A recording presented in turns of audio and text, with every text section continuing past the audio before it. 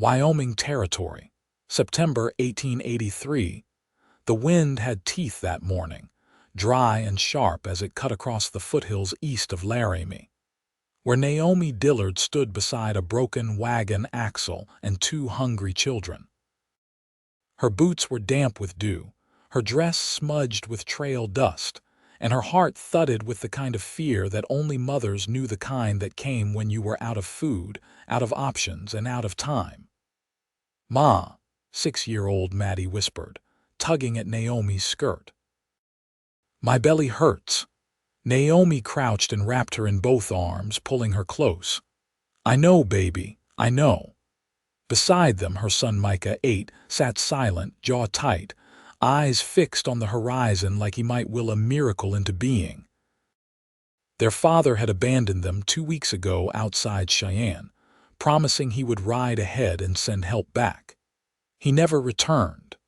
Naomi had waited until the food ran out, then pressed on with the wagon alone until the axle snapped just 5 miles from nowhere. A rider appeared just after dawn. She saw the dust plume first, then the silhouette broad-shouldered, tall in the saddle, moving with the easy rhythm of someone who had known horses longer than people. His coat was worn to the thread, his hat pulled low, and his rifle rested against the saddle horn. He pulled up slow when he saw them, eyes scanning the children, the broken axle, then finally landing on her. "You all right, ma'am?" His voice was steady, deep, and gentle in a way that made Naomi's breath catch. "We are now," she said, though she was not sure why. He dismounted. His boots hit the earth like he belonged to it. "Name's Judah Whitlow. I ranch 20 miles west, was heading to town, but—" He looked at the broken axle. "Looks like you're in no shape to go anywhere." Naomi hesitated, her pride thick in her chest. "We can manage. You should not have to." He glanced at the children again, then back at her. "Let me help." Her eyes stung, not from the wind. Judah knelt beside the axle, inspected it with calloused hands. "Wagon's not moving without a fresh timber. I have one back at my place. You can ride with me. Safe roof, warm food. Just a few days till I can fix this proper. I do not know you. No, ma'am. But I reckon your little ones need more than trust right now. They need supper and sleep." Micah stepped closer to Judah, silent and watchful. "Are you a cowboy?" Judah smiled faintly. "Something like that." Micah looked at his mother. "He's good, Ma, I can tell." Naomi's throat tightened. She nodded, slow. "All right." Judah tied her wagon horses to his own gelding and lifted both children up onto his horse with practiced ease. Then he looked at her. "You can ride behind me. I can ride alone." "I do not doubt it." Still, he offered his hand. She took it. The ride to his ranch was quiet. The land stretched wide and golden around them, the air crisp with early hints of winter. Judah's home sat tucked into a shallow valley.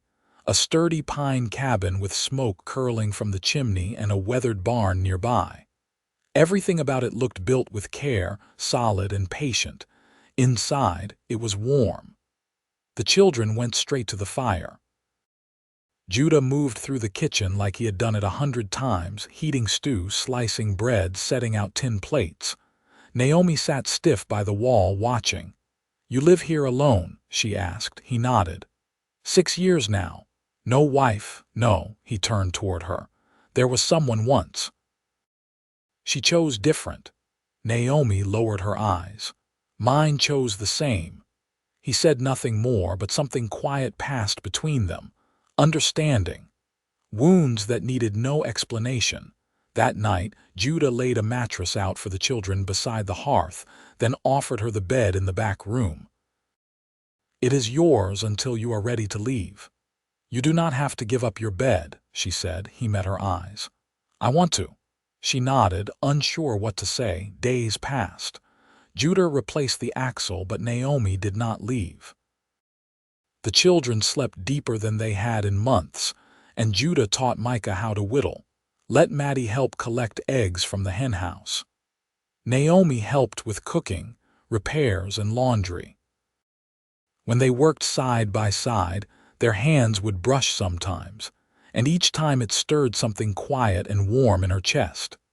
One evening, after the children had gone to sleep, Judah stood out on the porch, staring at the stars. Naomi stepped beside him, pulling her shawl around her shoulders. "It is going to snow soon," he said. "Yes," he turned to her. "I know you were headed west, Oregon Trail most likely," she nodded. He studied her face in the moonlight. "But if you stay, I will build a cradle and a future, before the snow falls." Naomi's breath caught. "Why would you say that?" "Because I have never met anyone who carried so much and still stood so tall. Because your little ones look at you like you hung the moon. Because since the day you rode in, this place has felt less empty." She looked down, heart pounding. "You do not even know me. I am learning, and I want to keep learning if you let me." Naomi looked back through the window at her sleeping children. They had started to laugh again. Eat well, dream. Then she looked up at Judah. "I am tired of running," she whispered. He stepped closer slowly, as if not to startle her. "Then stay." Her voice shook. "Are you sure?" "I have never been more sure of anything." She did not answer with words. Instead, she reached up and pressed her hand to his cheek, and he leaned in, his forehead resting against hers. Inside, the fire crackled. Outside, the first snowflake fell. The next morning brought a copper-colored sky and the hush that came before a change in weather. Naomi stepped outside before the children woke, her hands tucked into her shawl, breath rising in thin curls. She found Judah near the barn, splitting wood with the kind of rhythm that came from repetition rather than urgency. "I've been thinking," she said as she approached. He paused mid-swing, resting the axe against the chopping block. "About leaving, about staying." She glanced toward the hills. The trail west always felt like it was leading somewhere better, but maybe better isn't out there. Maybe it's here. He leaned slightly on the axe handle. "It would be honest to say that'd make me glad." She studied his face in the pale morning light. "If I stayed, I wouldn't just be a guest. I would want to work. I've sewn for coin before. I can take in mending, even teach letters if the neighbors have children needing it. You'd be more than welcome. This house could use another voice in it." He set the axe aside. "And not just for the quiet." She didn't smile, but her expression softened. "There's something else. Maddie's had a cough since last winter, comes and goes. I'd want to take her to the doctor in Laramie before snow makes the road worse.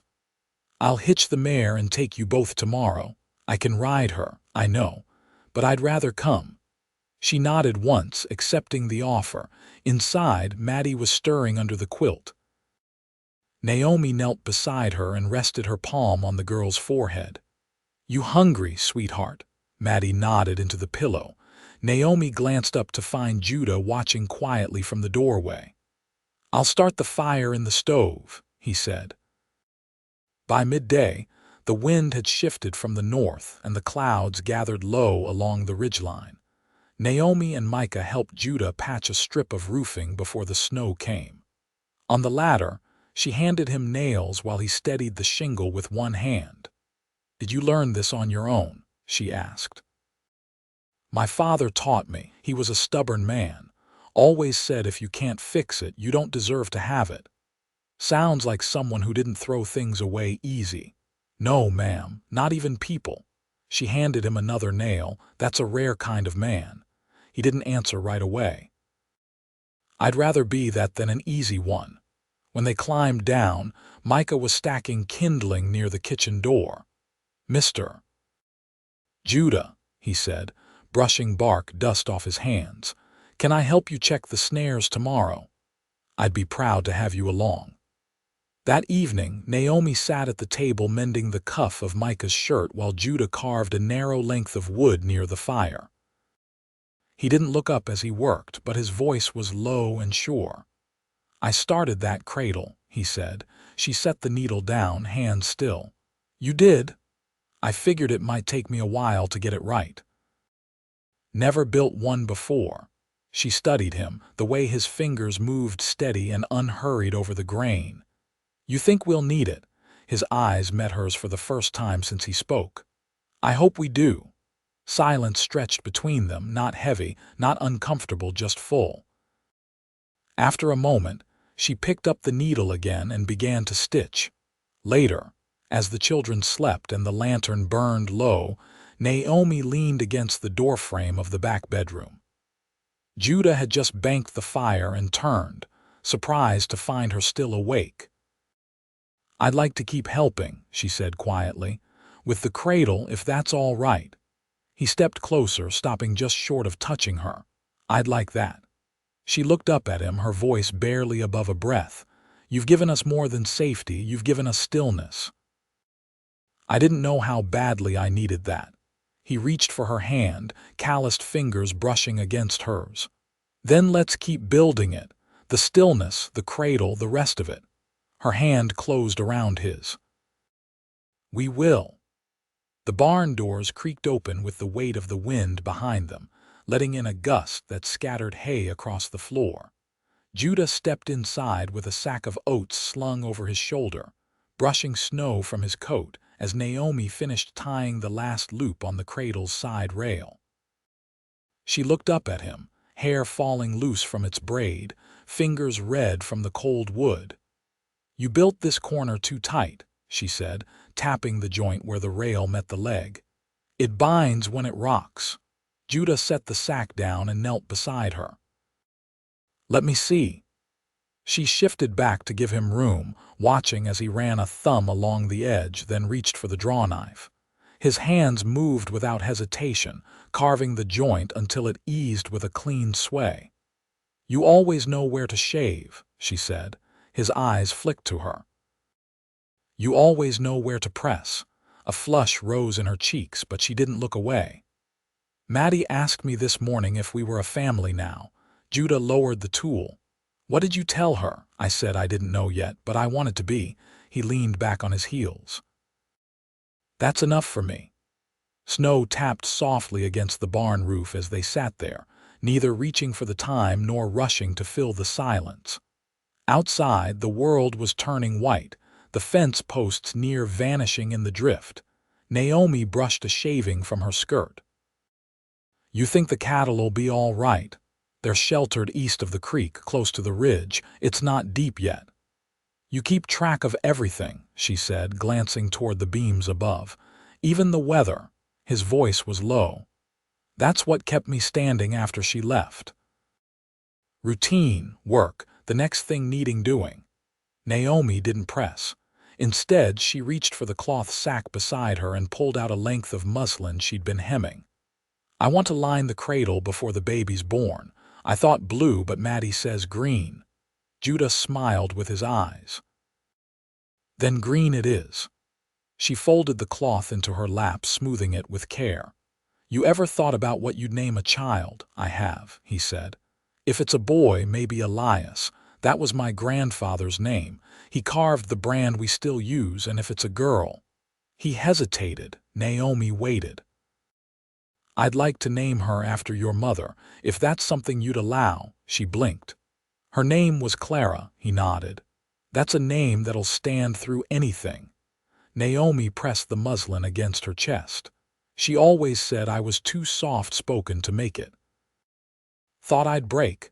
You didn't, she looked up. No, I didn't. He reached for her hand then, fingers meeting hers with quiet purpose. You've built more in these weeks than I had in years. She laced her fingers through his. You gave us breath again. Later, when the wind had stilled and the barn had darkened, they returned to the cabin to find Micah asleep near the hearth, Maddie curled beside him with a quilt over her shoulders. Judah stoked the coals while Naomi poured warm water into the basin. She dipped a cloth and wrung it out, then knelt beside Maddie, brushing it gently over her forehead. Her cough's easing, Judah said as he crouched beside them. She sleeps without wheezing now. Naomi dipped the cloth again.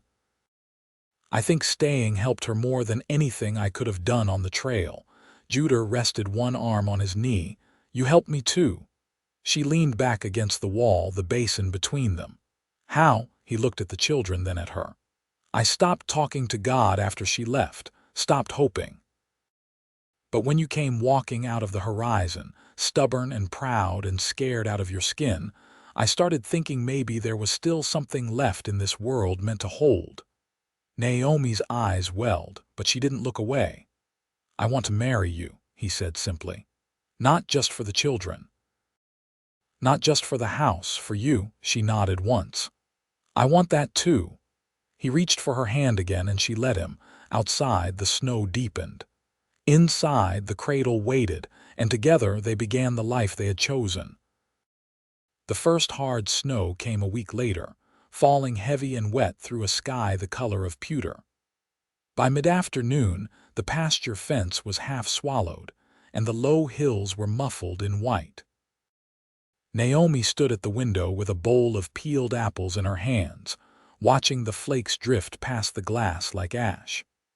Behind her, the cabin was quiet save for the soft knock of Judah's hammer in the back room. She sliced the apples into thin wedges, dropping them into a pot warming on the stove. The scent of cloves and cinnamon rose with the steam, and she stirred it slowly, one hand pressed to the small of her back. The child inside her had begun to move more often, strongest in the quiet hours. He was steady like his father. From the back room, Judah's hammering stopped. A moment later, he stepped into the kitchen, brushing sawdust from his sleeves. You'll want to take a look, he said. She wiped her hands on her apron and followed him. The cradle stood near the wall, facing the window where the light came in soft and slanting. Its sides were smooth now, the wood darkened with oil. A carved pine bough curved along the headboard, delicate and careful. Naomi stepped closer, tracing the edge with her fingers. You finished, he nodded. I didn't want to wait. Thought it should be ready when the snow came. She looked up at him. You remembered my mother used to keep pine branches over the stove in winter. I listened. Naomi reached for his hand, folding it gently between both of hers. I never thought I'd have something this sure again. He didn't answer right away, only watched her face with the quiet steadiness that had become his way. Then he said, I'd like to speak with Reverend Fletcher about marrying proper. She nodded, her fingers tightening slightly over his. I'd like that. I can ride out after the storm breaks. We'll need to tell the children. They already know, he said. Micah asked me 2 nights ago if we'd have a wedding supper. Naomi smiled, soft and full. What did you tell him? That we'd have 2 pies and a roast and he could pick the music. She let out a breath that was half laugh, half something else. I'll sew something white then. Judah glanced toward the front room where the children were drawing near the fire. Micah's taken to the ledgers I showed him. He's careful with numbers. He's always liked order, she said. And Maddie's been humming in her sleep lately. I think she's starting to dream again. They stood there a moment longer, the cradle between them, the floor warm beneath their feet from the stove's heat. Then Naomi turned back toward the kitchen. We'll need more flour if we're baking for supper, she said. And I want to patch the hem on Maddie's dress before we see the Reverend. I'll check the supply in the loft, he said, and split more wood before dusk. As he stepped out into the falling snow, Naomi watched from the doorway. The wind pulled at his coat, but he moved steady through it, boots sinking into the drift by the shed. She pressed her hand to the doorframe and closed her eyes for a moment. This life, this man, this home, it had come like the hush before a song. And now it played through every corner of her. Inside, the apples simmered. Outside, the wind laid down. The sun thawed the edge of the snowdrifts by the following week, turning the pasture into a patchwork of white and ochre. Naomi stood behind the cabin with a length of muslin stretched across her lap, stitching the last of the hem on Maddie's dress. A robin, too early or too stubborn to wait for spring, hopped along the fence rail nearby, pecking at the softening wood. Inside, Judah was oiling his boots, smoothing the worn leather with quiet care. He'd asked Reverend Fletcher to come rather than risk Naomi or the children on the roads. The Reverend would arrive by midday if the creek stayed low. Naomi folded the finished dress and rose, brushing dry grass from her skirts. When she stepped inside, Judah looked up. "Finished?" he asked. She nodded. "Maddie'll wear it today. She wanted it to look like something from a storybook. She's got a good eye." "Looks like it came from one." He stood, flexing his fingers. "Fletcher said his wife's sending a pie." Naomi gave a small laugh. "He always did have a sweet tooth. I remember her bringing preserves to the schoolhouse when I was young." Judah adjusted the collar of his shirt, then paused. "You were raised near here, out past Sycamore Hollow. My father ran trap lines until he lost his leg in a spring thaw. We moved into town after that. You never said." "I didn't think it mattered." "It does. Every part of you matters." She looked at him for a long moment, then stepped closer. "We've come farther than I ever thought I could." Judah took her hand with quiet certainty. "We've come home." By midday, Reverend Fletcher arrived on a borrowed sleigh, cheeks ruddy from the cold, his coat dusted with pine needles. His wife, a stout woman with a voice like weathered linen, followed behind carrying a wrapped pie and a folded shawl for Maddie. The ceremony was brief, held in the front room with the children standing solemn beside the hearth. Micah wore a clean shirt tucked too carefully, and Maddie clutched a handful of dried lavender tied with string. Naomi's dress was pale blue, fitted at the waist, and she had pinned her mother's brooch at the collar. As Reverend Fletcher gave his blessing, Judah's eyes never left hers. When he took her hand, it was with reverence, not just for the moment, but for the path that had led them here through abandonment, through snow and silence, through the slow mending of trust. When they kissed, Maddie giggled behind her hand and Reverend Fletcher's wife dabbed her eyes with a corner of her shawl. Afterward, they ate roast chicken and warm bread, and the pie disappeared faster than expected. Judah poured cider from a tin pot, while Naomi sat with her hand resting lightly over her belly, listening to Micah explain to the Reverend how he was learning to tally calf weights in the ledger. As the sun dipped low behind the ridge, Fletcher and his wife bundled into their sleigh and rode back toward town, the bells on the harness soft against the snow-packed trail. That evening, after the children were tucked beneath quilts and the fire burned low, Naomi stood at the window, watching the moon rise slow and gold behind the trees. Judah came to stand behind her, resting his hand gently on her shoulder. "Did you ever think it'd look like this?" she asked. "I hoped." She leaned her cheek against his hand. "It feels like it's ours, not borrowed, not temporary. It is ours, every board, every breath of it." She turned, facing him fully. "You've been patient with me, careful when I needed it. I want you to know I don't carry the past like I used to." "It's quiet now." Judah touched her face, brushing a strand of hair behind her ear. "That's all I ever wanted, to give you peace. You've given me more than that." They stood close, the fire casting low light across the floor. She reached up, pressing her palm to his chest, feeling the steady beat beneath his shirt. "I love you," she said. His voice came quiet but firm. "I've loved you since you said you could ride alone." She smiled, eyes bright. "We're not doing anything alone anymore." "No, we're not." They went to bed with the window open a crack, the wind no longer threatening, just moving like breath against the eaves. Naomi curled into him, her head tucked beneath his chin, the child between them warm and safe. Spring came slow to the valley, but sure. The cattle calved easy that year, and Micah tracked each birth with careful pen strokes.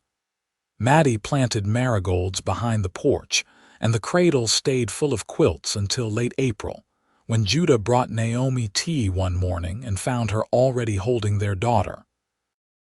They named her Clara May, and she had her mother's quiet eyes and her father's steady hands. Judah carved a second cradle before the summer was done. Naomi taught letters to the ranch children once a week in the front room, and in the evenings, she and Judah sat close on the porch steps, watching the sky turn from gold to blue to black, the children's laughter echoing from the barn. They never left the valley. They didn't need to. Their days were built slow and honest, each one laid like a stone in a house meant to last. They grew old with the land, weathered but rooted, and every morning began the same, with a kiss and a promise kept.